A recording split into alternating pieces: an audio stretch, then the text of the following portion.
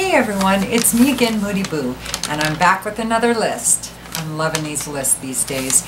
And this I'm just calling my favorite Animalic perfumes in my collection, of course. But I'm not, if you look on Fragrantica, they include a lot of things like amber and I think Gaiac wood is on there and lapdanum and things like that. I'm not doing that. I am going strictly with what's in my collection and either honey and beeswax, musk, castoreum, and there might be a little civet mixed in there somewhere as well. But I have 2 honorable mentions and then I have a top 10. Now, these 10, I love them all. So I don't really have something that stands out so much above the rest that I felt like putting them in any particular order. So these are just 10 in a group of my favorites. I'm not even going to number them off. I just know that I have 12 in total and I've got a couple of honorable mentions. So like I said, this is honey, beeswax, because I think those can have a very animalic tone to them, musk, castoreum, and maybe a little civet. So I'm going to start with my honorable mentions. One is one that every once in a while, I just don't think of it as being animalic. But every once in a while when I put it on out of its season, I do notice it. When I wear it in season, which once I tell you what it is, you'll totally understand why it has a season. And this is Amouage Memoir Woman, one of my all-time favorite perfumes. And this is incense, leather, castoreum, musk, and wormwood is the main bulk of what I get from it. It's not for the faint-of-hearted. It's beautiful. I love it. But it's a kimchi fragrance, so you'll probably either love it or you'll be terrified of it. But that's Amouage Memoir Woman, and I think this is completely unisex too. I hate the labeling of men, male or female, or men or women on perfumes. I think it's ridiculous. But anyway, that's one honorable mention. Another honorable mention is by Juliet Has a Gun, and this is Romantina. Love this stuff. It's very sexy perfume and fairly reasonable for a niche. But there's something about it that just screams sexy to me. I'm gonna have to spray some on, I think. Oh, it's a sweet, slightly tangy kind of animalic smell. And Romantina is musk, vetiver, Turkish rose, and orange blossom are the main notes that I get from this. And it's really all about the musk and the vetiver to me, and a touch of rose. This is one of the ones from Juliet Has a Gun that isn't so heavy in that powdery rose. It's got a lot of other things going on, and it's beautiful. And that's another reason I love doing these lists, because it makes me pull out perfumes that I haven't worn in a while and rediscover them. Love that. So, beautiful honorable mention, totally unisex as well. So another perfume that I just rediscovered when doing this list, I was kind of looking through all my drawers and cupboards, you know, at which perfumes I wanted to put on here, and started wearing this around again just because I'd totally forgotten about it. And it's so beautiful. And that's Nez and Nez Hiroshima Mon Amour.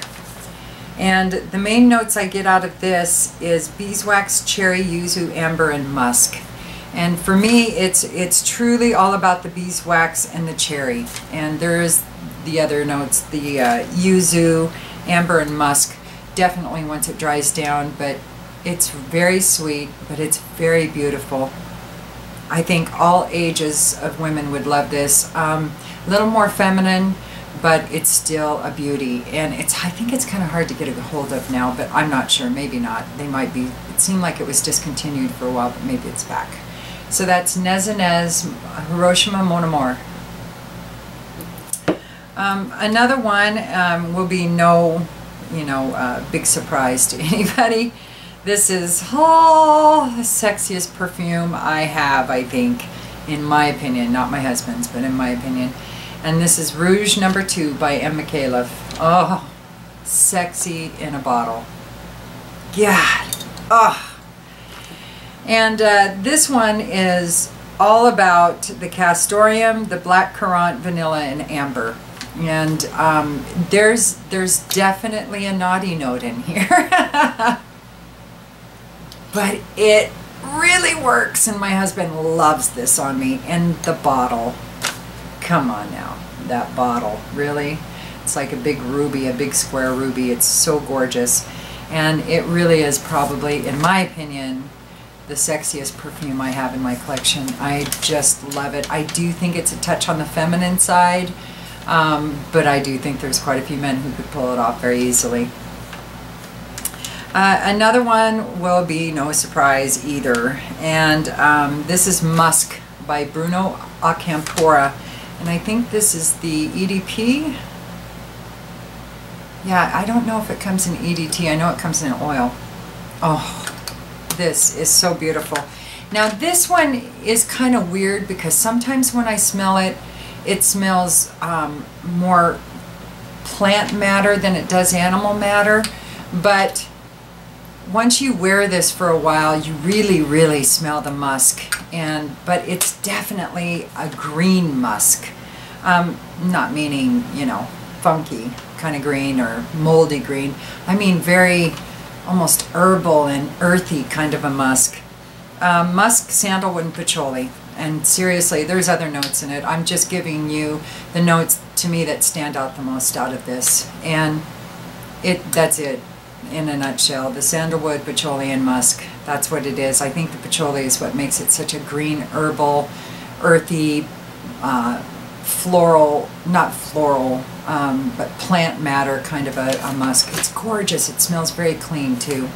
So that's Bruno Acampora Musk. And one of my most recent purchases, but I still have, as far as a full bottle goes, I still have, I think I just used up the last, no, I think there's a squirt or two left of one decant, and then I've got a whole nother decant to go.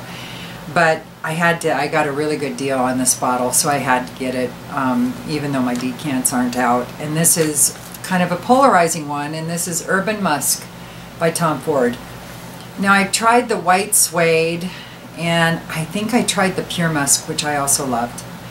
I settled on this one because it's kind of the raunchiest one of the bunch. A lot of people talk about barnyard and all that kind of stuff.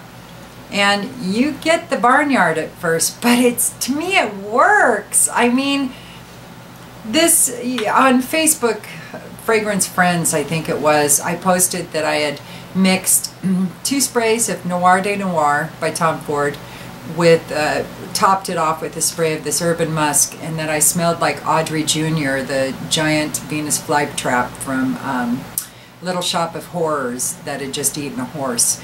And that's really what I kind of get is this when I mix the two, because this definitely has a barnyard aspect to it. It does smell like a horse stall a little bit, only at the very beginning. Once it dries down, it becomes sweeter and more beautiful. And musk, honey, plum, and ambrette, and those are the main notes that I get from it. But the way they put it together, I don't think Urban Musk suits it at all. It should be Suburban Musk big time, because anybody who smells like this naturally is not going to be from the city, unless it's like maybe someplace in Texas or something where there's a lot of horses. But it's very polarizing. A lot of people can't stand that barnyard note, but it goes away really quickly. It only lasts for, you know, maybe 5-10 minutes before it morphs into this beautiful, soft, slightly sweet kind of a musk. Problem is, there's an emphasis on the soft. It is very light. I find that to be true with this whole line that I've tried. They're very light musks. I like my musk with a little more bang for my buck, you know, packing more of a punch than this, but I can't help but love it. I think it's so unique and so beautiful, and it's great for layering. It's really great for layering. So that's Urban Musk by Tom Ford.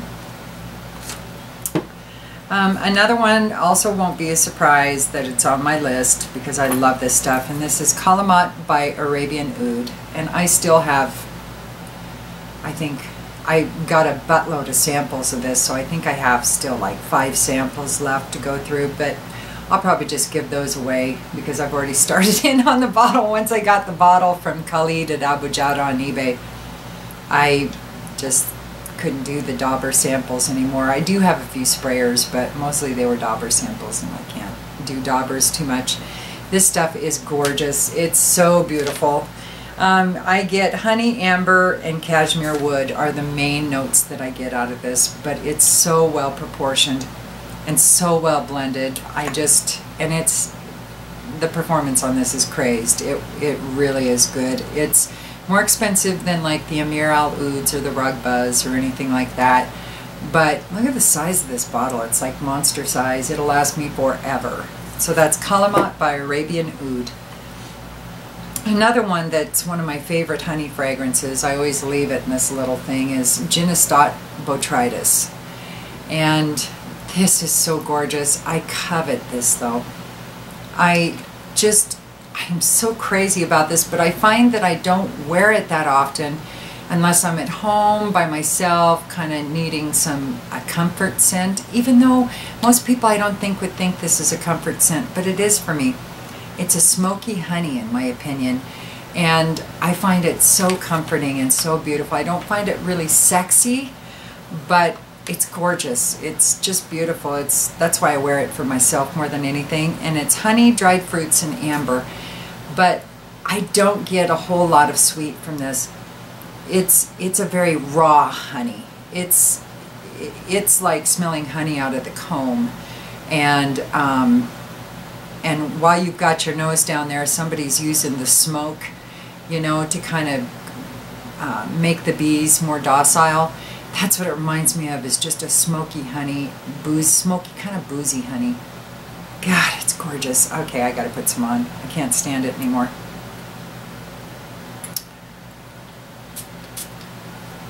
I have to.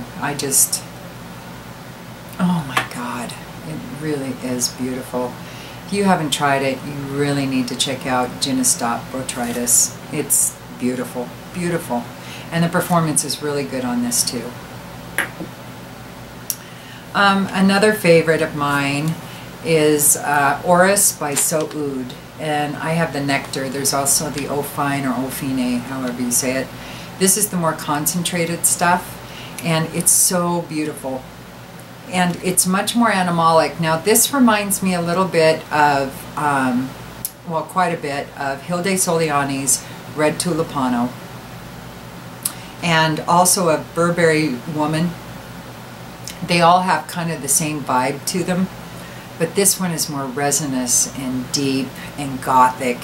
And I don't find the Burberry Woman or the Hilde Soliani Red Tulipano to be very animalic. They're more floral, fruity kind of perfumes, whereas this is different. This definitely has much more depth than the rest of them. And this one is honey, peach, vanilla, and sandalwood are the main scent notes that I get from this. God, it's beautiful. It's so beautiful. Now I want to put this on this arm because I haven't worn this in like a month or something. And another one is, where is it? Here it is. I have a monster bottle and I used up a bunch of decants, and this stuff is crazed. And this is Eminem Mink or M-Ink or however you want to say it by Byredo. And this, the main notes I get is honey, incense, aldehydes, and patchouli. And this is not sweet to me at all, but it definitely has a furry kind of a, it's like you dipped a mink, the animal itself, in a vat of ink to make a blue mink. I don't know. But the animal's alive. I mean, it's not just a fur coat kind of smell. It's the whole animal I smell. But you definitely get the chemical notes from the ink. I love the smell of ink. If anybody smelled actual ink in a bottle to use with a quill, it's beautiful. It's a beautiful aroma. And you so get that with this. But it's a furry ink. Anyway, this is just a beautiful furry, animalic kind of ink smell, and it's gorgeous. Oh my God, my husband loves this one too. So that's Eminem Mink or Mink, however you want to say it, by Byredo. And this one is probably everybody's favorite honey perfume ever. And this is Back to Black by Kilian. And I love the lids on these. They twist around, they're magnetic, so it just, you probably can't see that, but the Chanel exclusive bottles do the same thing with their lids. And Back to Black, I mainly get honey, tobacco, raspberry, and vanilla. And again, there's other notes in all of these perfumes, but I'm just telling you the main notes that I get to put that put them on this list. It's a beautiful, beautiful honey tobacco kind of a smell. And you get the raspberry and vanilla too, but to me the performance is kind of come and go with Back to Black. It depends on the environment. If I'm in a very dry environment, a very hot, dry environment, the performance is really good for me. If I'm in a cooler, colder climate, you know, with maybe a little more moist air, it's not as good. So I tend to wear this more in the summer and spring and fall, and I don't touch it in the wintertime. So that's Back to Black by Kilian. And the last one is by ZRG, and this is Mamluk. And this is just crazy, crazy good honey fragrance. Crazy, crazy good honey fragrance. Oh my God. Ah! And this mainly is honey, caramel, and jasmine. Those are the three main notes that I get from this. And it's a slightly indolic kind of a jasmine. And it's a naughty honey, I guess is how I describe it. But it's so beautiful, so beautiful. You've got to check it out. Mamluk by ZRG. Well, you don't have to do shit. I'm just making a suggestion. So those are my top 10 with a couple of honorable mention animalic perfumes that included honey, castoreum, musk, and I think there was one or two that had a little civet in it, but mainly it's about the honey, beeswax, castoreum, and musk. So anyway, if you like what you see, then go ahead and subscribe and like the video, and I'll be back soon with more for you. All right, peace. You know, I have a couple of what I consider daughter-in-laws that scared me. Hang on.